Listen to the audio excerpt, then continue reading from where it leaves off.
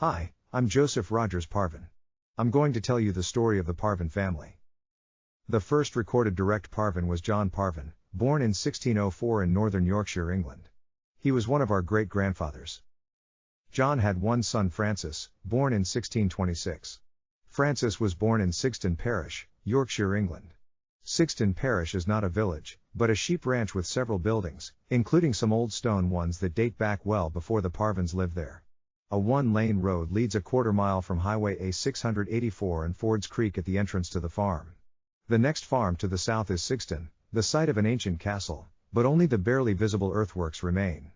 The Parvin kids probably played there. John Parvin makes his way to the New World in 1648, and settles in Westmoreland County, Virginia. A good possibility it was due to the 30 Years' War, which ended the same year. More national leaders would be born in Westmoreland County, Virginia than in any other county in the nation. George Washington, James Monroe, and Robert E. Lee are just three of the well-known people whose beginnings were in Westmoreland, not to mention some of the signers of the Declaration of Independence. The Algonquian Indians had a well-defined lifestyle in Westmoreland County during this time, and had established villages along the coves and streams of the mighty Potomac and Rappahannock rivers. John Parvin would have made his way by trading with the Indians and growing his own food. At the beginning of the colonial era, Westmoreland was part of Northumberland County, which was created in 1648. 5 years later, Northumberland was divided, and Westmoreland County was established. It is very possible that John Parvin helped to build parts of Northumberland and Westmoreland counties. John Parvin is not recorded in later records as still being in America. It is possible that he returned to England or died. In 1665, the bubonic plague struck England, killing 70,000 to 100,000. Francis Parvin's sixth child, Thomas Parvin, was baptized in 1663 at Great Smeaton Church in England. The church still stands today. In 1665, Francis Parvin moved to County Westmeath, Ireland. There, Benjamin Parvin, one of our great-grandfathers, was born in 1667. One of Benjamin's sons, Francis E. Parvin, would be the first Parvin to permanently stay in America. In 1681, King Charles II handed over a large piece of his American land holdings to William Penn to satisfy a debt the king owed. This land would become present-day Pennsylvania. Benjamin's son, Francis E. Parvin, was one of our great-grandfathers. He was born in Ireland in 1700. He visited America with a brother to see Penn Colony and select a place to live.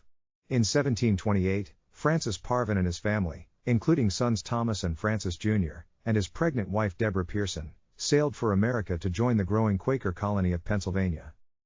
The passage to America was long, stormy, and full of sickness. The length of the voyage from Europe to America could last up to 138 days. There was very little light or air. Often water would pour in through cracks of the deck, drenching passengers and their belongings. There were no bathrooms on board. If you wanted to wash, you had to wash in salty water from the sea. Most of the passengers wore the same clothes for the entire voyage. Meals usually consisted of salted meat and hardtack. Deborah had a child while on the voyage and they named him Benjamin. The birth of the baby would prove fatal for Deborah, and she died soon after arriving in Pennsylvania, leaving Benjamin to take care of the children on his own. Francis and his 3 young boys went to live with Michael and Mary Lightfoot in Chester County, Pennsylvania after his wife's death. In 1732 they moved to the town of Chester. 2 years later, on March 2, 1734, Francis married Lightfoot's daughter Eleanor, at New Garden. Just after the marriage, Francis Parvin started north, along the Schuylkill River into the woodlands still occupied by Indians, to find a rural location for the future Parvin home. Following a deer path, he came to what seemed to be the deer's drinking place on the bank of Willow Creek, near where it joins Maiden Creek at what is now Berkeley, in Berks County, Pennsylvania.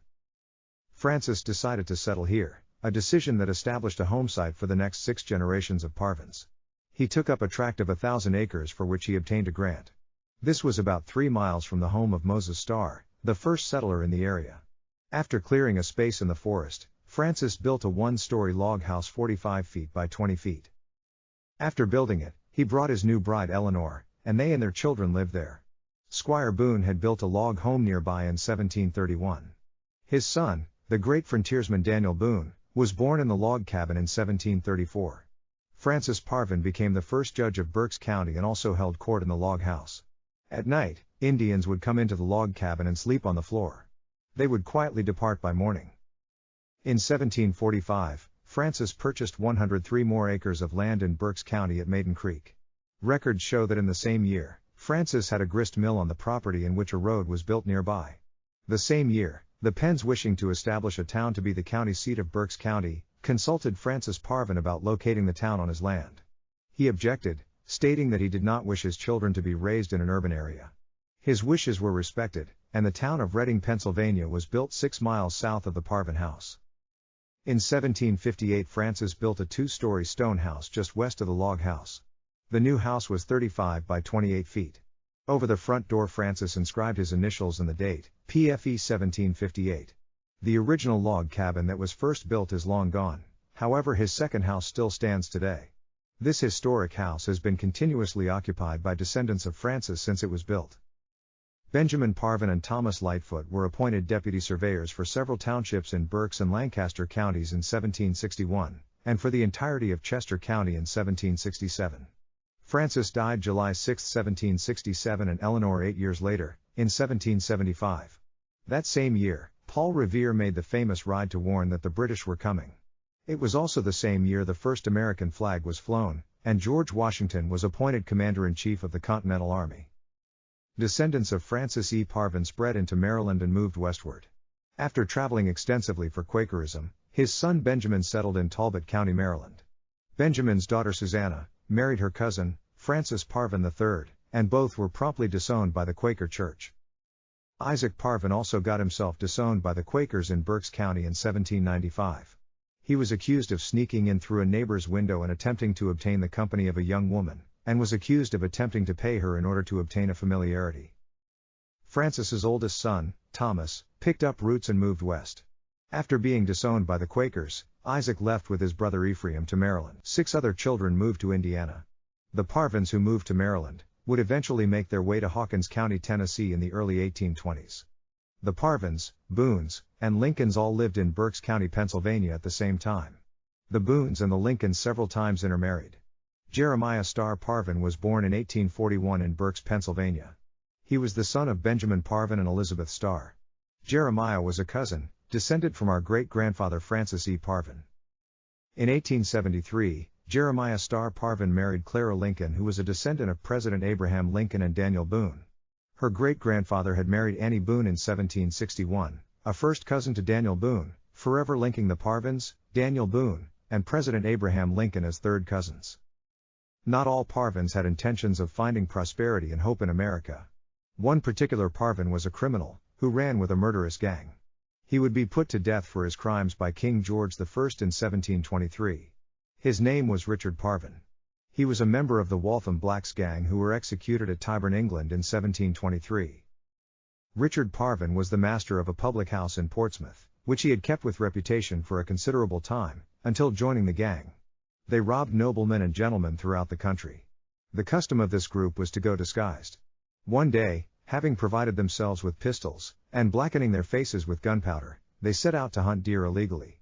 While the gang was hunting, Edward Elliot went in search of a fawn. While he was looking for the deer, the keeper and his assistants caught him and took him into custody. The rest of the Waltham Black gang saw the arrest and immediately came to his assistance. A violent struggle ensued. One of the gang members, Henry Marshall, shot the keeper, killing him instantly. Elliot made his escape, but he was soon afterwards taken into custody, and lodged in the jail of Guilford. A servant maid of Parvin's discovered his crimes after she left the house in his absence. She had walked to a local alehouse in the country. There, she found Parvin in the alehouse returning from the crime. She turned him in and he was committed to Winchester Jail, by the mayor of Portsmouth, till his removal to London for trial. On the 13th of November, 1723, they were brought to their trial in the Court of King's Bench, and being convicted on the clear evidence, were found guilty. Parvin and the other Waltham Blacks were sentenced to death, and it was immediately ordered that they should be executed on December 4, 1723. At the place of execution, the men were unable to address the crowd who was watching the hanging. They confessed their sins and recommended their souls to God. Richard Parvin professed his innocence to the very last, in hopes of a pardon. No pardon found him, and he hung until dead. Back in America, on March 5, 1770, British troops fired into a mob, killing 5 and leading to intense public protest against the British. This incident would be known as the Boston Massacre and would be one of the events that led to the American Revolution. 3 years later, on December 16, 1773, a group of colonial patriots disguised as Mohawk Indians boarded 3 ships in the Boston harbor. Once aboard, they dumped more than 300 crates of tea overboard in a protest against the British tea tax. Clarence Parvin was one of the first Parvins to rebel against the British in America. He was born July 21, 1750 in Cumberland County, New Jersey. He was the son of Silas Parvin and Lydia Jones. His grandfather was Francis Parvin. Clarence Parvin achieved lasting fame by being one of the participants in the Greenwich, New Jersey tea burning action of 1774. The event was one of the first acts against the British in the Philadelphia area. The First Continental Congress approved defiance of the British tea tax and set up a Continental Association that was to end all imports from Britain in 1774. In support of the plan, was a group of 40 young men, including Clarence Parvin, in the Cohansey River town of Greenwich, New Jersey. The town was the port of entry for the colony of West Jersey. On December 12, the British brigantine Greyhound arrived at the town wharf after the captain was told in Philadelphia that she could not be unloaded there. Greenwich port authorities allowed the British crew to come ashore, but refused to permit them to unload the tea. After 3 days in port, on December 15, 1774, the British offloaded the cargo of tea chests under darkness of night. They hid them on the property of Daniel Bowen, a local Tory. Once there, the tea was padlocked for later delivery to British loyalists in Philadelphia. Clarence Parvin and the rest of the Greenwich rebels discovered the British deception. They dressed as Indians in the manner of the patriots who had participated in the Boston Tea Party a year earlier, and broke into Bowen's storehouse.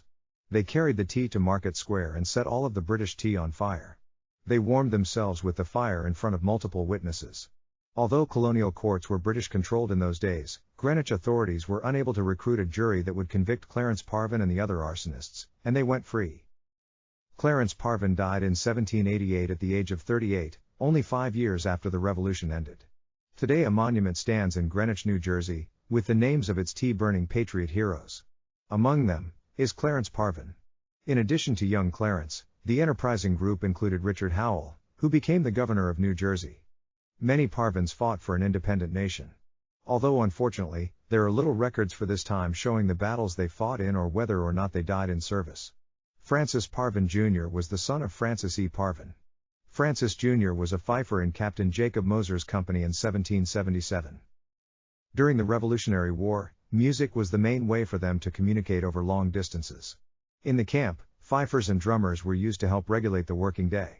Every task that needed to be carried out would be signaled by a fife and a drum. Tunes were used to tell the soldiers to wake up, eat meals, and perform camp chores.